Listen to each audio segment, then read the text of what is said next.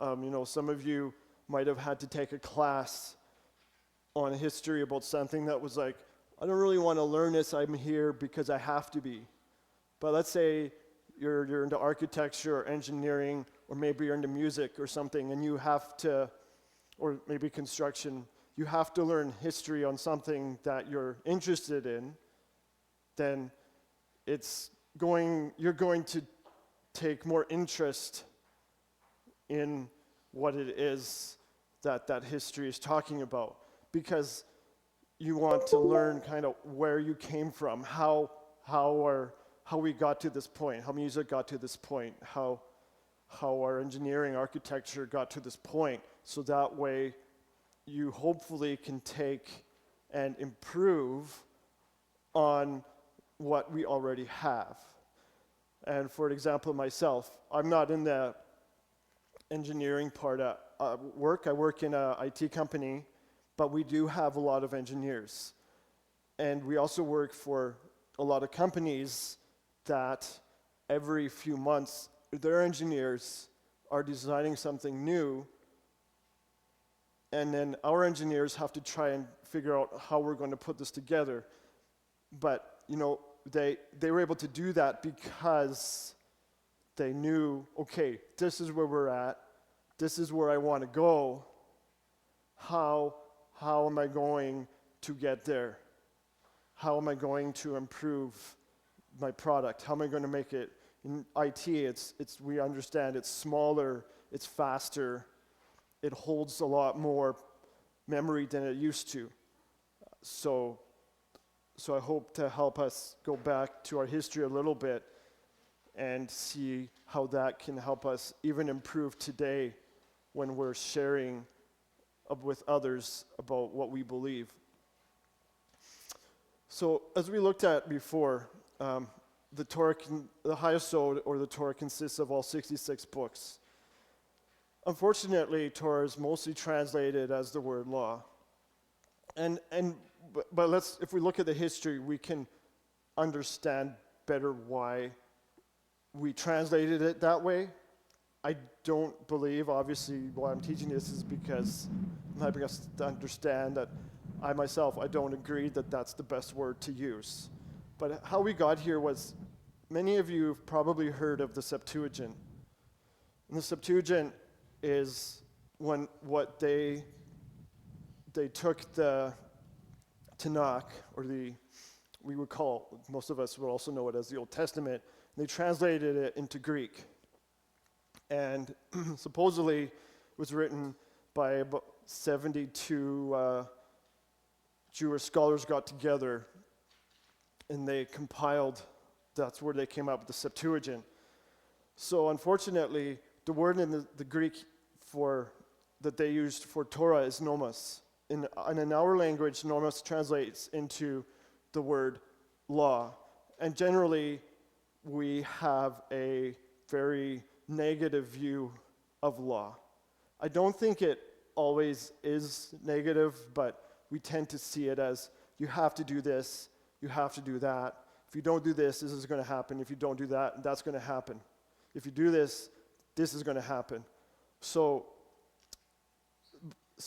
if we can kind of get past that, so that's why I think the best word for us, like I showed on there, Torah, which means to hit the mark. So it means teaching and instruction. It doesn't mean just do's and don'ts. We know there are regulations and a lot of things that it tells us to do and not to do. Yeah, go ahead. So you'll see here in that picture,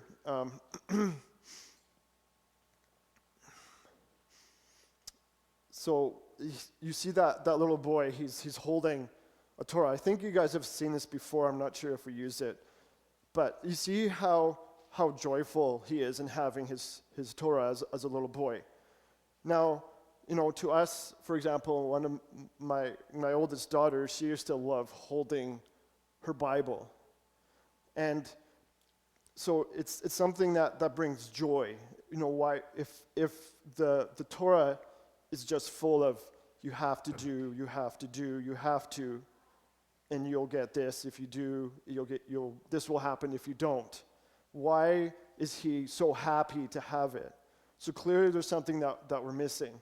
So, and you notice I put the question there, what does the Torah reveal to the unbeliever? So I believe that how we need to relearn the Torah, what he's holding there, is because in a Jewish mindset, and many of us I know are trying to, might have Jewish friends and so on that we're trying to show Yeshua to or show Jesus to. But for example, if you have a candy or a chocolate bar, whatever it might be, and you love that chocolate bar. Now I come and I take that chocolate bar away from you and say, oh, you don't need it anymore, it's not good, it's causing you to, you're living a life that's legalistic, it's wrong, get rid of it, do what you want. And like that boy, and when I'm holding the Torah, if you do that with the Torah, he's going to feel like I am if you took my favorite chocolate bar away when I'm a kid. Like, what's wrong with you? I love it. I love this. This means so much to me. He's not going to be like, oh yeah, you're right. That chocolate bar, I didn't really like it in the first place. No, he's not going to be like that. He's going to want to keep it. And so inside that Torah, though, and I think that they have kind of missed this part, is inside the Torah, it's supposed to teach us of who Yeshua is. But first, before it can do that, it needs to reveal our sin nature. And this is where I'm going back.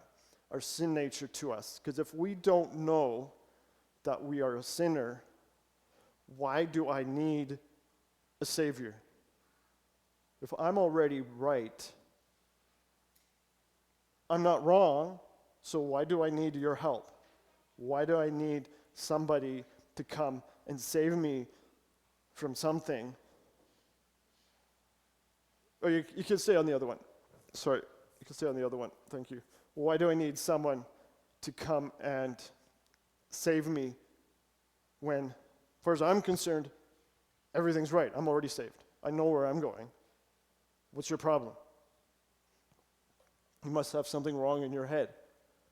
Okay, but we know that, so we, as those of us who have children, or have had children, maybe our children are older, we have to teach them things. We have to teach them these things. And unfortunately, the reality is we as humans, it's easier for us to do what is wrong. We don't have a problem doing that. Like the scriptures say, we kind of drink. There's I believe where David talks about in the Psalms where we drink up sin like we need water. That's just how natural sin is to us. We don't have any trouble sinning. And sometimes even ourselves, as myself as parents and my wife, we kind of go, we didn't teach them that. They saw it once or twice. All of a sudden, they're doing it in places where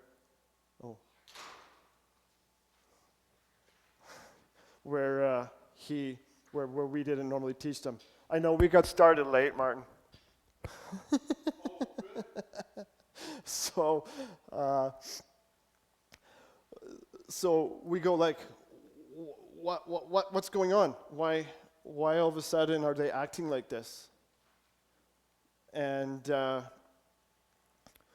so now if I'm taught, let's say, and I think this is where we are coming out of this. We're more, except for our daughters, this is what they're growing up in the Torah. My wife Jordan over there and our two daughters in the back. They've grown up in this. So this isn't something that they're having to now unlearn something and relearn something else in its place. So to them, this is natural. But most of us here, we were taught that the Torah was, like I was saying, legalism. That it's bad. It's if you do that, you're a Jew, and only the Jews do that. And there's something wrong with those Jews who keep the Torah. They're trying to earn their salvation. That's generally how we're taught. We're also taught that the Tanakh now become the Old Testament. So now if it's old, well, I don't really need it. I put it on my shelf and I look at it. It's almost like if you buy old antiques, you generally aren't going to use them. You're going to put them in a nice glass shelf somewhere and be like, oh, look at this. I might show somebody once somebody new comes to visit. You go, oh, look at this nice antique that we bought. And that's it. Okay, so now if I'm taught to do this or that, and I'm also taught that this is what my Creator expects of me to keep, I will find no problem in keeping what my Creator expects me to. I would not see it as revealing my sinful nature to me, but rather continuing to be. You can actually go to the next one now, Lois, thank you. So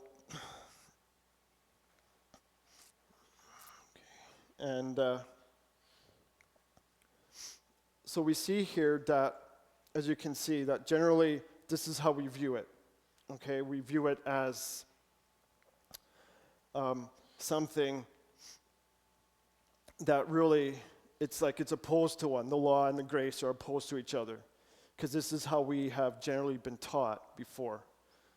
That you can't have one without they're not together. It's either you're in grace or you're in law. And so that is because when Christianity got started, we did a good job of kind of placing the history of the Tanakh for the Jews only, versus saying that this is so now when Christianity really became a religion, now we can say, okay, that's not for me. I don't need to keep that. That's for those Jews over there. I'm going to believe in him, but I don't need to walk like he did. So now what are you doing, right? In a sense, you're taking that, like I showed earlier, the picture of the Torah, that you're taking that chocolate bar away from somebody who loves that chocolate bar. You're not taking something away that the person didn't like. The boy grew up loving it. So even if he didn't understand who it was referring to. So now if I can see it revealing my sinful nature, but rather continuing to, and now because of that, he's showing me who I am. Now he can also show me who he wants me to be. And but rather continuing to be my Creator intended me to be. So that's why he gave us the Torah, and that's also why we need to have our sin nature revealed to us.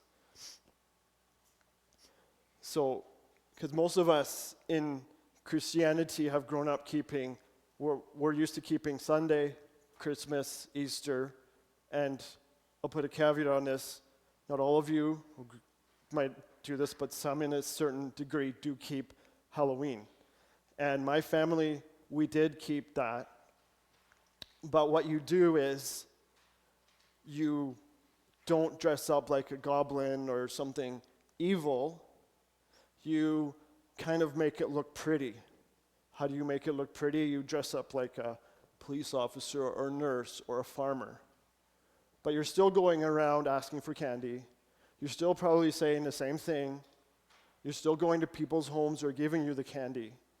Or what you do is, if your church might decide, okay, well, we're going to have a meet and hope that we can bring non-Christians to come to our church, and we'll have a sleigh ride, but we'll give you candy bags at the end.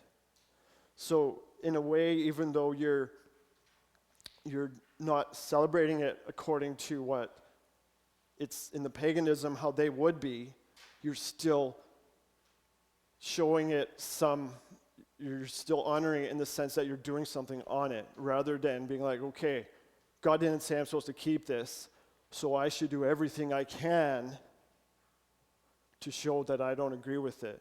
Even we make sure on that night that our lights are off so people don't stop at our house. So, but that's what we do. So subconsciously, I think we have some sort of fear of keeping the Torah because we're so used to, in our mindset, believing that that's for the Jews, those who are physically Jewish. So even though we might not always know how to define it, how to explain it, we're taught from kids that because we don't keep it and we keep something else, therefore what we don't keep automatically becomes foreign to us. We're like, oh, I don't know about that. That's weird. I don't want to do that. Why would I? At first. Okay? So, and another hindrance is that because of that is to keeping them is that I believe they're not important to one of our salvation. As I was just saying. So for years, people have lived as though those are not for the saved people. Because again, most of us seem to have this idea that if you're keeping Torah, you can't be saved. Okay, I know, and again, understand I'm laying some history here.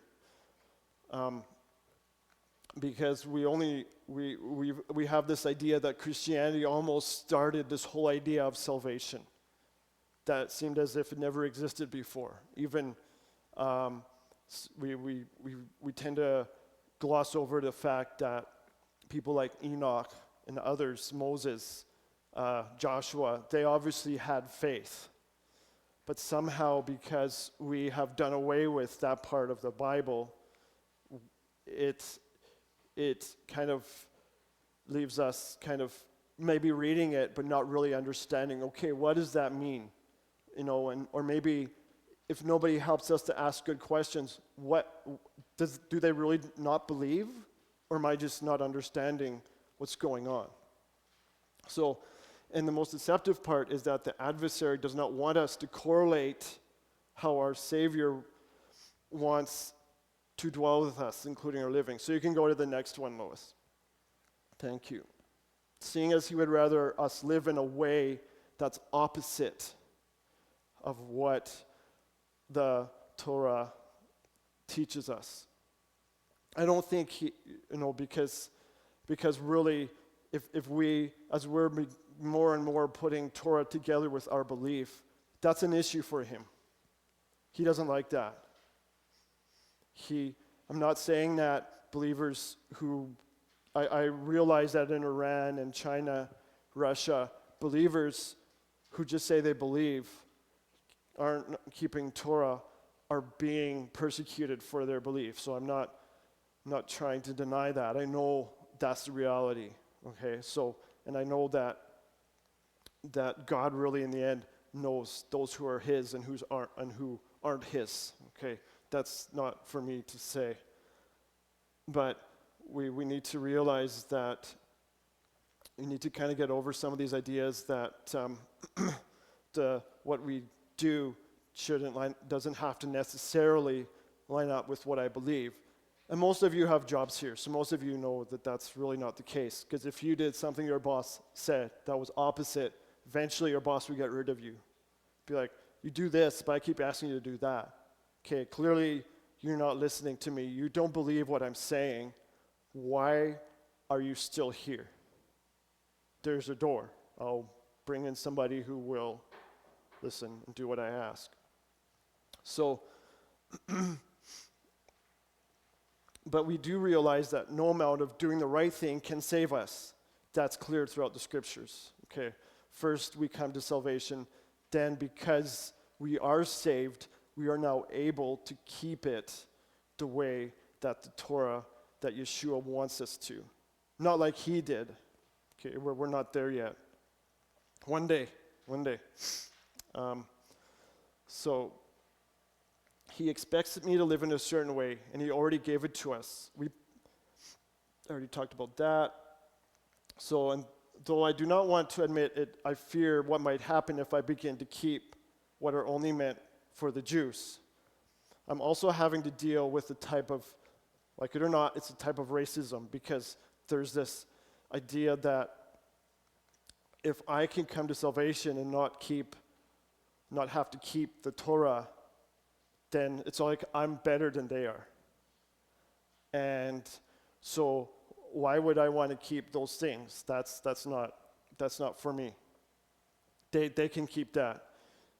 And we many of us have heard preaching from, at least in Christian circles, about how the Jews are going to have to go through all the horrible tribulation period. But the rest of us who came to accept Yeshua as Christians, we don't have to go through that. And the other day I was listening to somebody talk about that he actually believes the next step in our history, biblical history, is that the church is going to be raptured. I don't agree with that, but anyhow. So, and of course we know that this would vary from person to person. So I'm now having to come to grips with the fact that for years what was only a Jewish custom is now a custom for me too, for those who are saved. The mere fact that I've been living, believing what is contrary to how I was taught a believer is supposed to live is the first hurdle I have to walk through. And we're all here today because we've walked through that. So as I come to understand what the Torah and grace are not opposed to each other, you see that there. You see the picture of the Torah and the grace, and they're supporting, and you walk, it's like you're walking through it, okay? So help you understand that as we now open our eyes to greater understanding of who our Savior is that I claim to follow, I'm now able to see in the Torah how my Savior lived and taught. Because we know that he kept the Torah perfectly. He kept it better than any Pharisee. He understood the intent of it. He tried to teach the sages and the Pharisees what's the intent of the Torah. Why did I give it to you? They had missed the whole point. That's why he kept attacking them and going after them. So we know that clearly he lived as a Jew.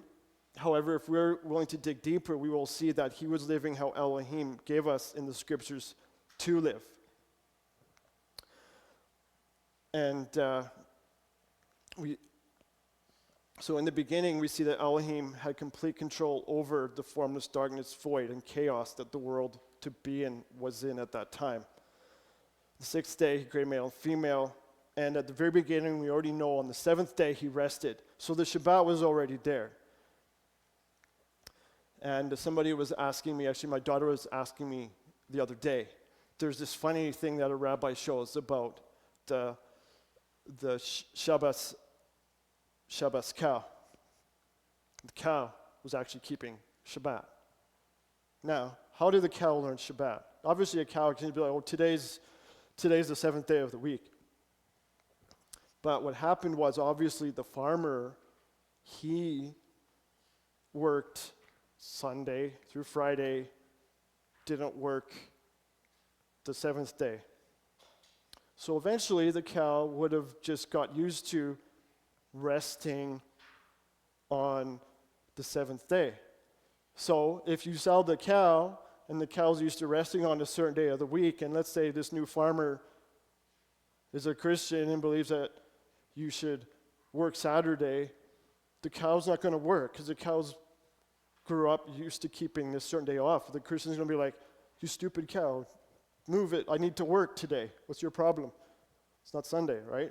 So it's kind of funny, right? But here, what I'm trying to say is that how we are taught even an animal can get used to that way of operating. And so which is why the Shabbat is the sign of the covenant. So everything, even the fact that we get to look forward to Pesach, Shavuot, Yom Teruah, Yom Kippur, Yom Propitiation, and Sukkot, is because of the Shabbat that was given to us. Because when we come to know Yeshua, it's also a way of us being able to rest properly on the Shabbat. And we also, I'll just go quickly here, and then Brother Martin can come up.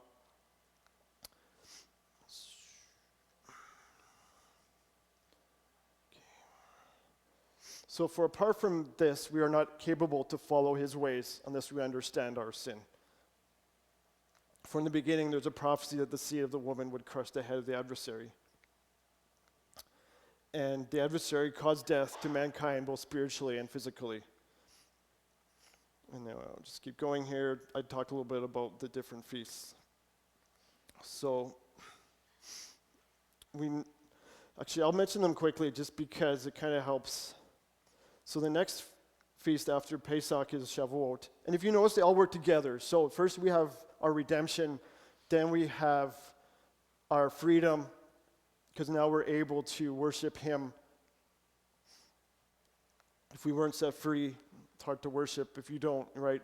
If you don't know that there's something wrong with you. So our freedom comes next. We have, in a sense now, it was like there was this time where we were supposed to do the right thing, but we didn't, and that's unfortunately what the Jews did. So now, what's he do? The shofar is like calling us back to him. And then Yom Kippur is now, in a sense, where the high priest would go in and once a year. So when we come to faith, we are now believing him. And now what he did for us actually sets us free. So now our spirit is right now, we can look forward to Sukkot and Shemoneh Esrei, which is when we will be together with him for eternity. And at that point, he can finish restoring the world that he created to how he intended it to be from the beginning. We will then be able to keep it perfectly. And so as Romans 8:15 also teaches us, and this is the other thing that the Torah shows to the unbeliever, that the Torah works wrath, for where no law is, there's no transgression. So essentially, the Torah was never intended to save anyone. Rather, it was given to show us that we need a Savior. And that as he gave us the Torah in the first place, it was there to point us to him, that we might have faith in him. So some people, just so we understand that some people have this idea that, the Torah was given to the Jews to show them how sinful they are. No, why would a father do that to their kid? If you know your kid can't keep something, that's not a very loving father. You give things to your children you know that they can do. So we are now able to see how the Torah protects us. It reveals to us our sin nature, protects us from our own pitfalls of life, that we might be kept safe until the time the Redeemer chooses to reveal himself to us. So you can go to the other picture, the last one. It helps us get a better picture of our Messiah, for it keeps us walking in his ways and still reveals his wrath, as we see that we are not able to keep it perfectly. In this way, showing us that we need a Savior to set us right with the one who gave it to us. This will show to those around us what they are missing. So that's what we want. We want others, even at work, we want others to see who we are, so that they will hopefully want to join us. And God willing, he will open their hearts. And now we are able to see the wonderful grace we have been given by Elohim, giving us his Torah. Not a bunch of you must do this and you must do that. So that's why I chose that picture at the end, because it shows that now, even when we are now free to be able to honor him. And that's it. Okay. There you go.